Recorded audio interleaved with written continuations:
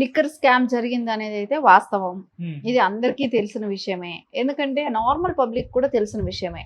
ట్యాక్స్‌లు కట్టలేదు అనేది. ఉమ్, ఎందుకంటే డిజిటల్ మనీ ఎక్కడా తీసుకోలేదు.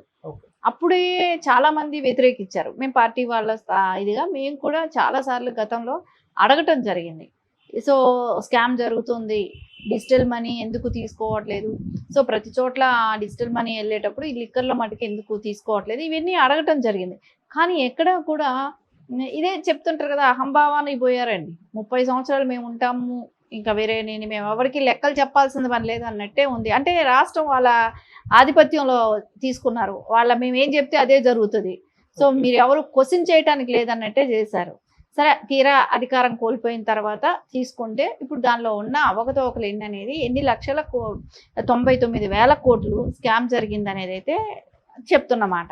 సరే, ఈ స్కామ్‌లో ఎవరెవరు భాగస్తులు ఉన్నారు, ఎవరెవరు దీనిలో ఇది ఉన్నది అన్నప్పుడు కసిరెడ్డి దగ్గర నుంచి స్టార్ట్ అయితే ఇప్పుడు కృష్ణమోహన్ రెడ్డి వరకు వచ్చింది.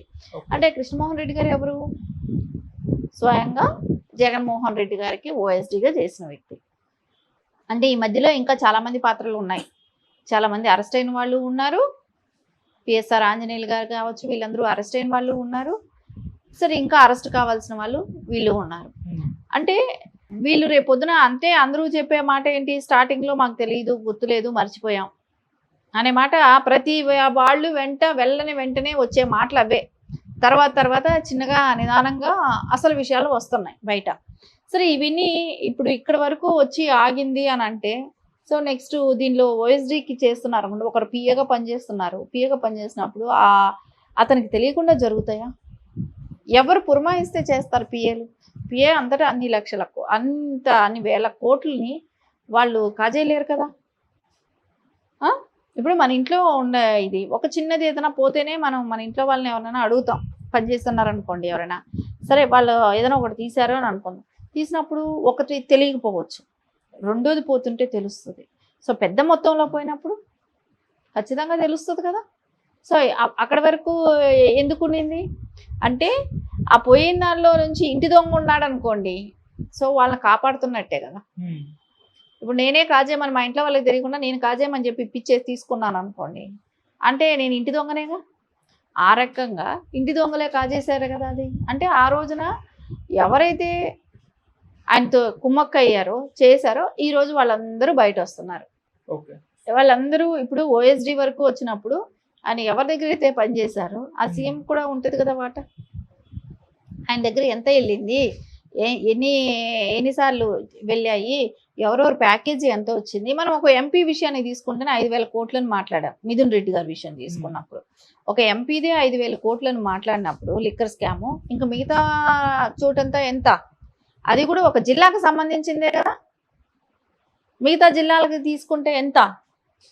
ఇవన్నీ ఎవరు అధీనంలో ఎవరు ఇది హ్యాండిల్ చేశారు, ఎవరు త్రూ జరిగాయి అని చూసినప్పుడు ఖచ్చితంగా వీళ్ళందరి ఇన్వాల్వ్మెంట్ ఇక్కడ కనపడిపోతుంది.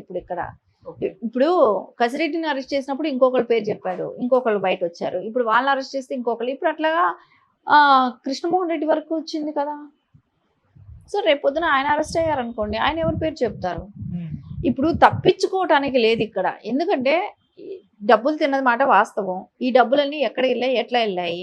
ఇప్పుడు వాళ్ళు ఏంటంటే వేరే వేరే బినామీలు, అంటే వేరే వేరే రియల్ ఎస్టేట్ అనో, సినిమా ఫీల్డ్లో ఫైనాన్స్ చేశారనో, ఇట్లాంటి రకరకాలు చెప్పుకుంటున్నారు.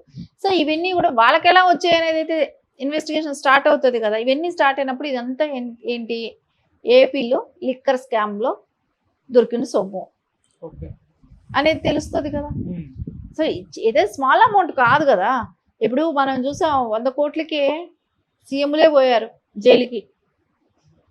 ఢిల్లీది మనం చూసినప్పుడు, ఢిల్లీ లిక్కర్ స్కామ్, ఢిల్లీ కవిత గారు కూడా జైల్లో ఉండొచ్చారు. సో 100 కోట్లకే పోయినప్పుడు ఇక్కడ పరిస్థితి ఏంటి, 1000 కోట్లు. సో వీళ్ళ పరిస్థితులు ఎట్లా ఉంటాయి? సో అది ఆయన వరకు ఆ మరక అంటదు, నాకు వరకు రాదు అనటానికి లేదు కదా. ఆయన సీఎంగా ఉన్నప్పుడు ఇంత పెద్ద స్కామ్ జరిగినప్పుడు ఖచ్చితంగా బయట వస్తుంది కదా. అది ఖచ్చితంగా జగన్మోహన్ రెడ్డి గారికి తెలిసే జరిగిన విషయాలు ఇవన్నీ.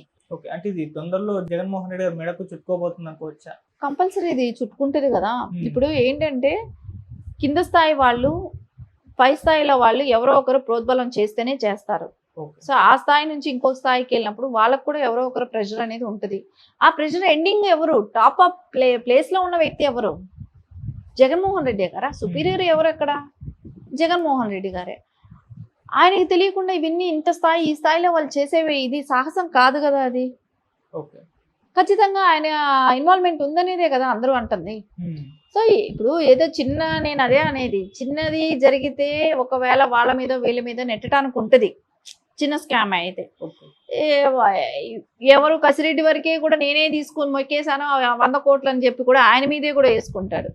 కానీ ఇప్పుడు ఇన్ని వేల కోట్లు ఎక్కడెక్కడ ఉంది, ఎవరెవరికి వెళ్ళింది, ఎంతంత మోతాదులో వెళ్ళింది, ఇవన్నీ కూడా తెలియాల్సిన అవసరం ఉంది కదా. సో దీనిలో ఎవరు తప్పించుకోవటానికి లేదు.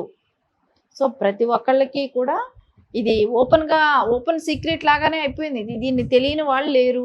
ఈ స్కామ్ జరిగిందనేది అయితే అందరికీ తెలిసిందే. దీనిలో ఎవరు ఇన్వాల్వ్మెంట్ ఉండుంటది, ఎవరు చేయించుంటారు అనేది తెలిసిన విషయమే.